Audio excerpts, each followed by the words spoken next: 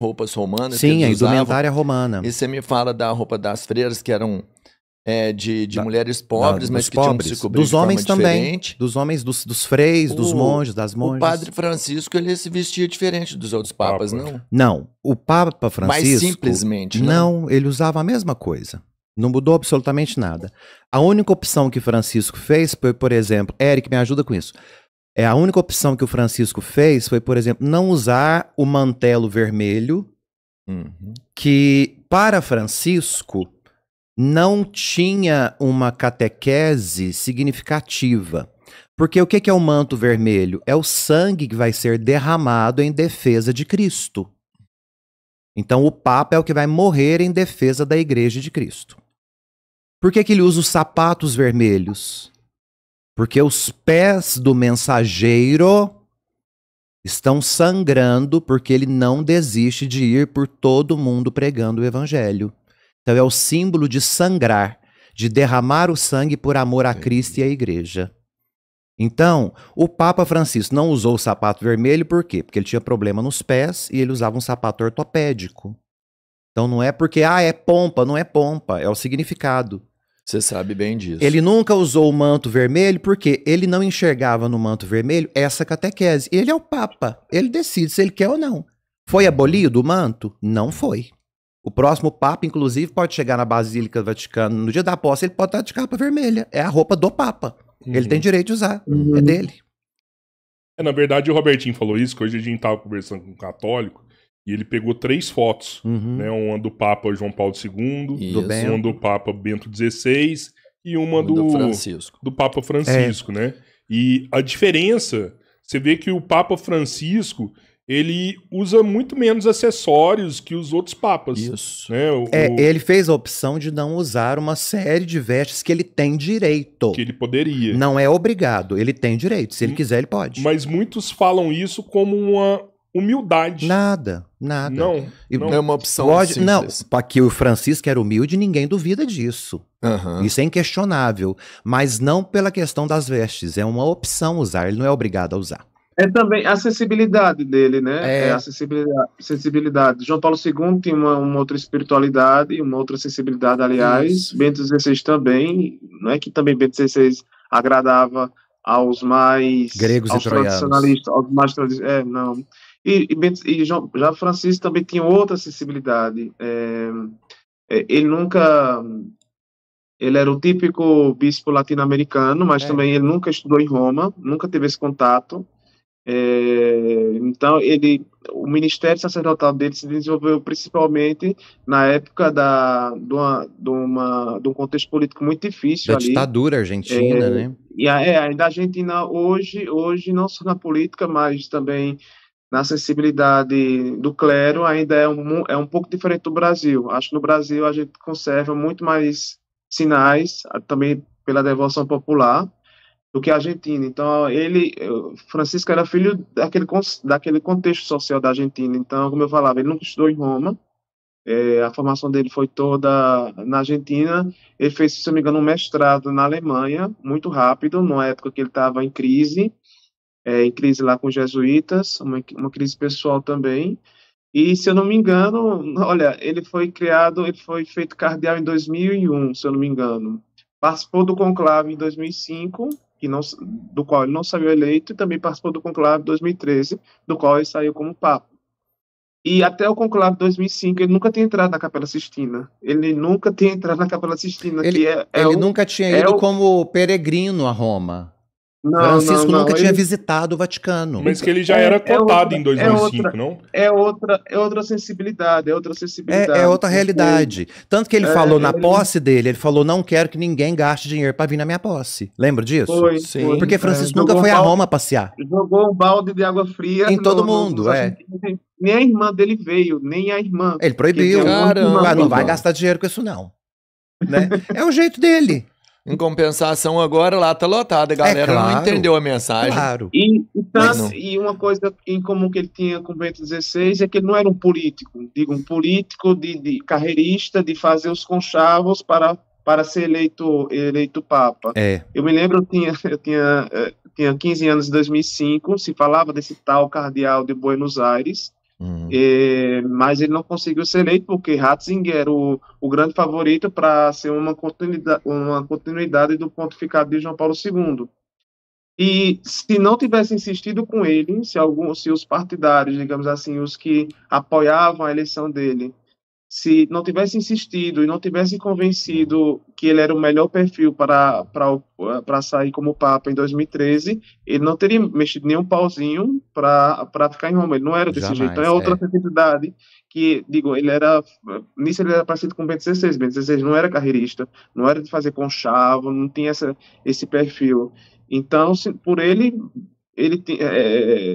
o Papa Francisco tinha voltado como cardeal Bergoglio para Buenos Aires depois do conclave. Ele tinha missa marcada, mas isso não aconteceu. Então, é outra sensibilidade. Por isso que as vestes mais simples, sabe? Ele tem uma outra formação, uma outra sensibilidade.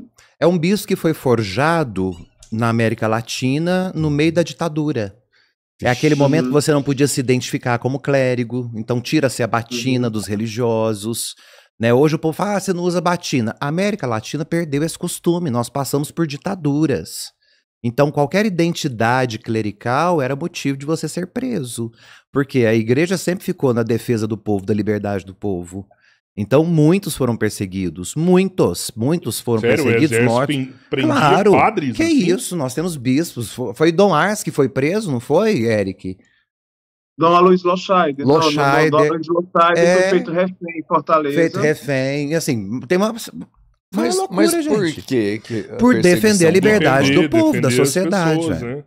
Então, caramba, eu achava que tinha um respeito com os padres, ditadura com a respeita quem, Rodrigo? Não, mas a igreja, né? Peraí, a gente tá desrespeitando Jesus. A gente não tá desrespeitando um CPF. Não, tem isso não. No leste europeu, prenderam vários padres, se não mataram, né? Também na Segunda Guerra. Olha a Nicarágua, a ditadura da Nicarágua. E até bispos foram presos no leste europeu entre os anos 50 e 80. O Papa Francisco criou um albanês, né, um da Albania, fez ele cardeal porque ele passou 20 ou mais de 20 anos na cadeia.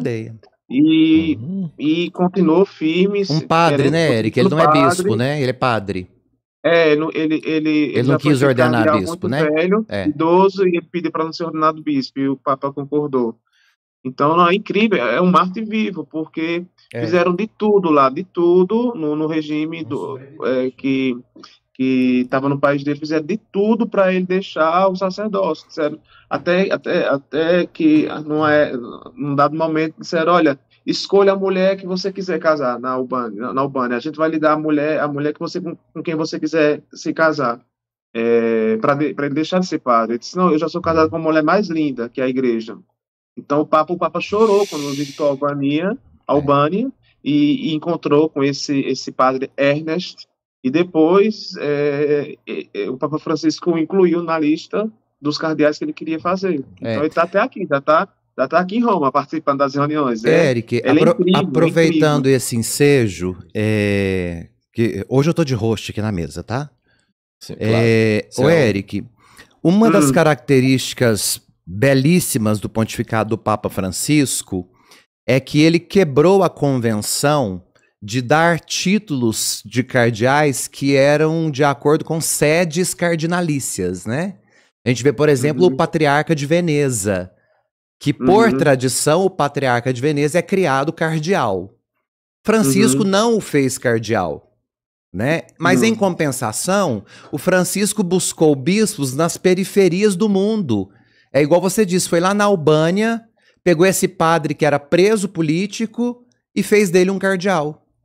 Mas o Patriarca de Veneza, que ao longo de milênios, por natureza do cargo, era cardeal, Francisco quebrou essa tradição na igreja, né, das sedes patriarcais.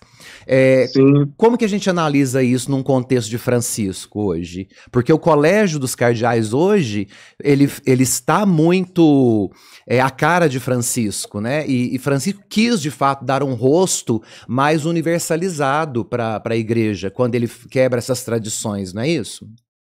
Sim. Em 12 anos de pontificado, Papa Francisco não só influenciou muito a igreja, mas redesenhou o próprio o colégio de eleitores, digamos, que vai eleger o próximo Papa. Então, porque, imagina, tem essas grandes dioceses, né, como o padre Fábio dizia, também no Brasil, na Espanha, na França, principalmente na Itália, né, porque o Vaticano é no quintal da Itália, digamos assim. Então, para essas maiores dioceses, é feita toda uma escolha muito detalhada, muito pontual, num certo perfil. Um bispo que estudou muito, que é muito inteligente, que é muito influente, então, automaticamente, já se pensava, se escolher uma pessoa fizeram uma escolha muito boa para o bispo que vai para aquela diocese, então, ele vai ser cardeal, porque ele atende aos requisitos de ser influente, de ser respeitado, de ser um estudioso, um intelectual. Só que o Papa Francisco, desde o começo, ele quebrou isso, porque é isso de ter sede cardinalícia, ou seja, uma diocese quase por força ter o seu bispo feito cardeal, é um costume, não é uma lei. Então, o Papa Francisco fez isso até o Brasil. Salvador era uma sede cardinalícia, por exemplo. O Papa Francisco não criou Dom Murilo Krieger, não fez dele um cardeal. Sim. Agora lá tem um cardeal, mas não foi criado em Salvador. Não, foi criado em Brasília, né? Era o cardeal de Brasília. Da Rocha, que é eleitor, que também vai votar no conclave. Mas isso principalmente na Itália, né? O quintal da Itália é o Vaticano. Então, o Papa Francisco só fez escolhas pessoais, né? Digamos assim, quanto à pessoa, não quanto à diocese. Ele só criou cardeais na Itália, quando ele tinha alguma ligação pessoal, então criou o de Siena cardeal, o de Bolonha cardeal, que é um grande candidato, dizem, um grande papável. Fala o nome dele pra gente, Eric. Matteo Zuppi. Matteo Zuppi, o arcebispo de Bolonha, cardeal Zuppi. Se não for o único, é um dos únicos hoje que são romanos, nascidos em Roma, que é cardeal. E depois também criou de L'Aquila, que teve um terremoto, sim, né? Terremoto de L'Aquila. Sim, 2008, né? Coisa. Sim, agora no último consistório, em dezembro, criou o de Nápoles, e também criou o de Turim, só que, como o padre Fábio dizia, o patriarca de Veneza não foi criado cardeal durante 12 anos, o arcebispo de Milão não foi criado cardeal. Que também é sede patriarcal. Do sul da Itália. O de Florença, agora também não foi criado cardeal. E não somente na Itália, mas principalmente, né? Mas o de Paris não foi criado cardeal, mas o Papa criou o de Marsella cardeal, por uma ligação pessoal. Até porque o patriarca de Lisboa não é cardeal também. Verdade, que também é patriarcado e automaticamente é sede cardinalícia. E ele fez o Tolentino, né, cardeal? Tolentino, que é um bispo. De Setúbal também, ao lado de Lisboa. E Tolentino é um bispo que virou cardeal e é um poeta. Ele escreve poesias. O Instagram do Tolentino é só poesia. É um encanto de pessoa. Mas é interessante quando a gente percebe que o Francisco desmembrou isso, por quê? Ser cardeal não pode ser como era na Idade Média, um título herdado ou comprado. Então, quando você fala de sede patriarcal, você engessa, né? Então, não necessariamente o bispo que está ali serve para ser conselheiro do Papa. E os cardeais são conselheiros do Papa. E eu vou trazer para o meu conselho quem eu vou confiar para me orientar. Mas você acha que isso pode